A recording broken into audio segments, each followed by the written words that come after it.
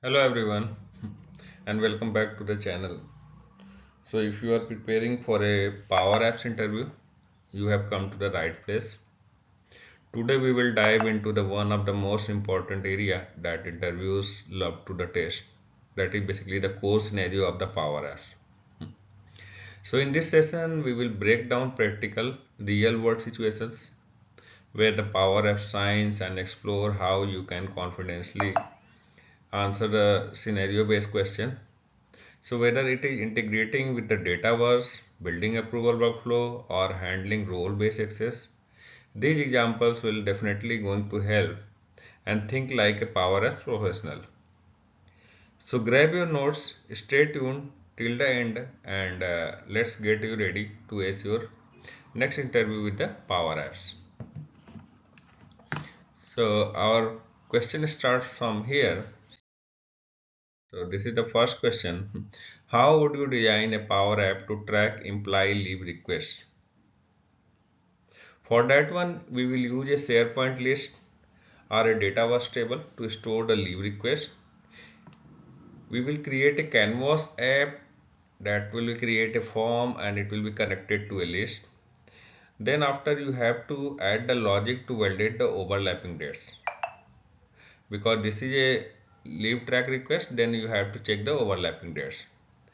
Here I have also tried to give the examples for each interview question. So here you can see the examples. Okay, so how you will find a date difference. If the date difference between the start date and end date is less than 0, then it should notify that end date must be after start date.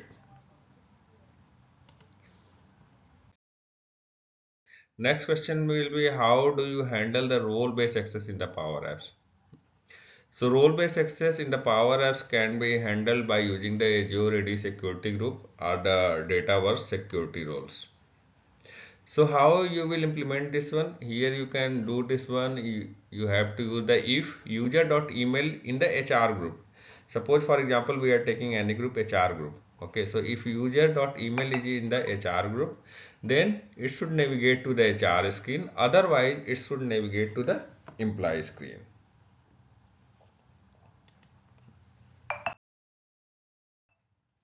Next question is, you need to integrate Power Apps with Outlook calendar and how you will do it. So here we will use the Office 365 Outlook connector. So if we are using the any other component, then we have to use the connector related to that one. So in this case, we will use the Office 365 Outlook calendar. And what will the example, if you see the here you are using Office 365 Outlook dot v2 calendar post item. Here we will pass the calendar ID and the subject will be meeting, start date, time and end time we will provide here. Next question is, how do you optimize a Power Apps with large SharePoint list? So we have given a large SharePoint list and we have to optimize the Power Apps whatever results came out. So in this case we have to use the, first we need to enable the delegation and we need to use the filters like start with instead of in. Okay, so the example for this one, filter, we have to use the filter function. We have to pass the list name, employee list, and start with title in the field name and whatever the value user is putting in the search box dot txt.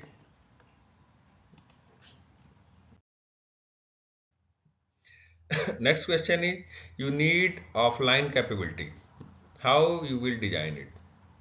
So for the offline capability, we need to use the load data and the save data function. So these two functions are very important functions.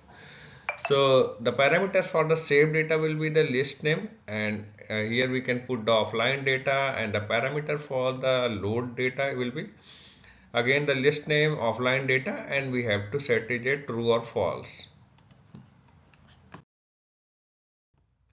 How do you trigger a Power Automate flow with the Power Apps? In this case, you had to add the flow as a data source,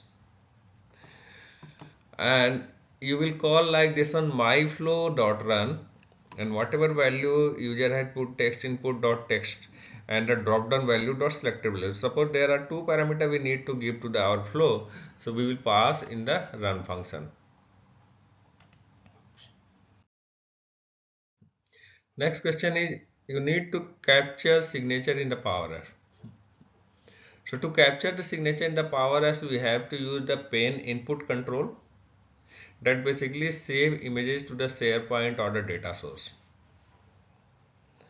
We will use the function patch and we need to pass the signature list, then comma default signature list, then again comma, then signature colon pen input dot image. We will capture here whatever signature has been done with the help of the pen input dot image.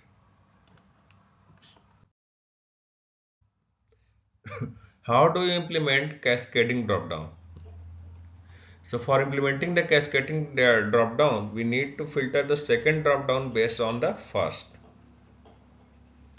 So you will implement like this one. You need to call filter, then city list, and country equal to whatever value selected in the country. We have to tell it dropdown country dot selected dot value.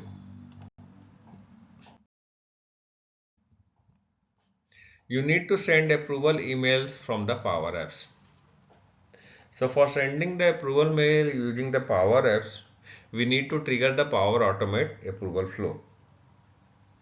So what is the syntax for the Power Automate approval flow? Approval flow dot run. Here request IDs will be passed and the user dot email through which email it will run. How do you handle the error logging in the Power Apps? So for handling the error logging in the Power Apps, you need to use the notify. What it does, notify does basically log errors to the SharePoint list, and the syntax for this one you have to use the patch, then error log, comma default error log, and the error message whatever you want to pass. Suppose here we want to pass failed to save, so we will put this sentence in the error message.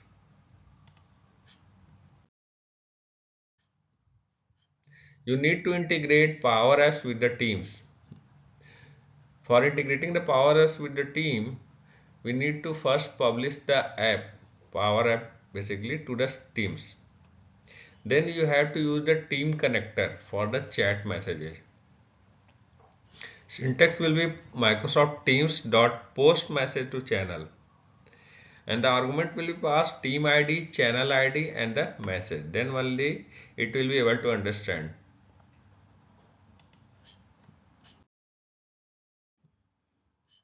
How do you implement barcode scanning? Barcode scanning can be implemented with the help of the barcode scanner control.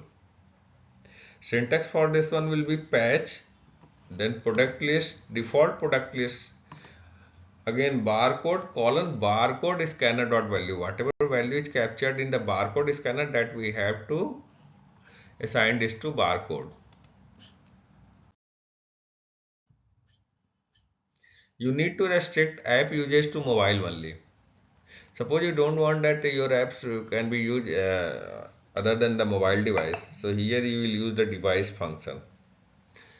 So if device dot form factor is not equal to phone, then we have to notify the user that this will be usable only on the mobile.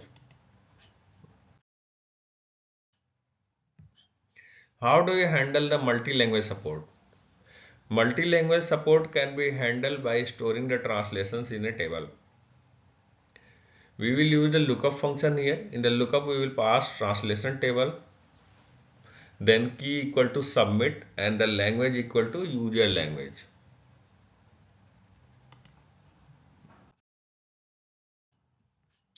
You need to integrate Power Apps with the SQL Server. So for that we have to use the SQL connector. The example for this one will be filter, then SQL table, comma status equal to active. We can pass the SQL table here. How do you implement dynamic forms? So for the dynamic forms, we have to use the JSON metadata that basically renders the control on the base of that value.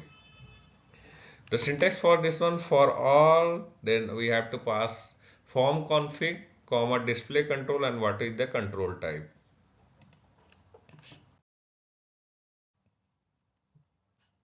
You need to export the data to the Excel. For exporting the data to the Excel, we need to use the Excel connector, and that will be used with the Power Automate flow.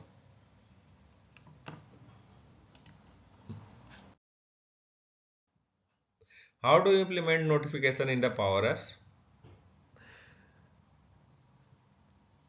For that, we have to use the Power Automate push notification. The syntax for it will be notify flow.run. Here we will pass the user.email and the notification like new request submitted notification is here. We have used in the example. You need to integrate the Power Apps with Dynamic 365. For that, you need to use the Dataverse table. And the syntax will be filter Dataverse table name is accounts and where the status is equal to active.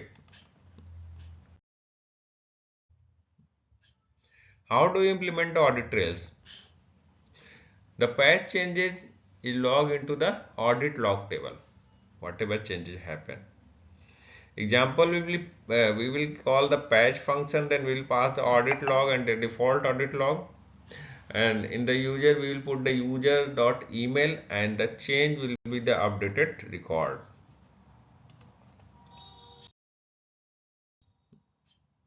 You need to build a chatbot interface in the Power Apps.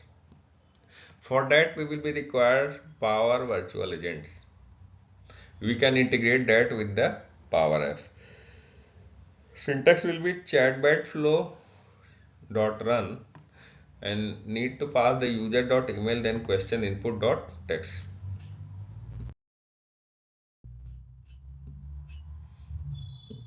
How do we handle the performance issue in the Power Apps? For improving the performance of the Power Apps, we need to reduce the power controls in the screens. We need to use the delegations. We need to use the preload data with the concurrent function.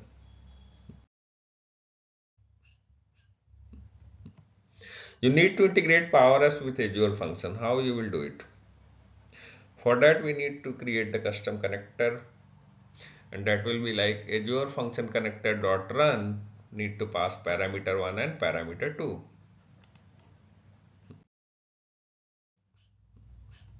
How do you implement conditional formatting? For conditional formatting, we need to use the formulas in the control property like if status is equal to pending, then it should red, otherwise green.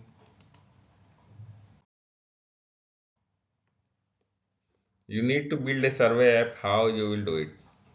For that one, first the forms will be created, means UI will be created, and the response will be stored into the SharePoint or the Dataverse. How that will be stored? By using the patch function. So we will call patch server responses, and the default and answer in the answer, suppose we have a radio button, then the value will capture radio 1 dot selected dot value. How do you implement the file upload in your Power Apps? You need to use the attachment control here. Whenever the file get uploaded, that should be saved into the SharePoint. For that you will use the patch, then document library name, then default value, then file is the uploaded file.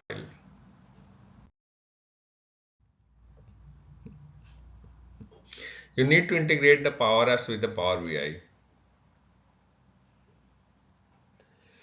So in this case, you need to embed the Power BI tile in the app. You can use the Power BI control also here. How do you implement the search functionality? Search functionality can be implemented by using the function filter that will, and you will also need to use the start with. So syntax will be filter, then the list name, then start with whatever the value, column value where you want to search, name, then search box.txt.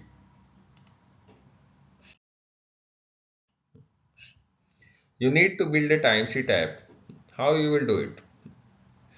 First, we will create a gallery for the weekly entry. That value will be stored in the SharePoint or the Dataverse. For storing that one, we will use the patch function, time sheet, then hours. Whatever hours user has put, that will be stored in that one. How do you implement approval workflow? Approval workflow can be implemented using the Power Automate. Syntax will be approval workflow dot run, and you need to pass the request ID and the manager email. So thank you friends for watching this video. I hope you have enjoyed this video. So don't forget to hit and like the button and subscribe our channel. Now you will find more exciting videos of the Power Apps, and I am also going to prepare the interview question related to Python and Gen AI. So it will help us to the grow, and you will also be ready for the whatever interview you are facing, and definitely these questions are going to help you. So take care and stay awesome. Thank you so much.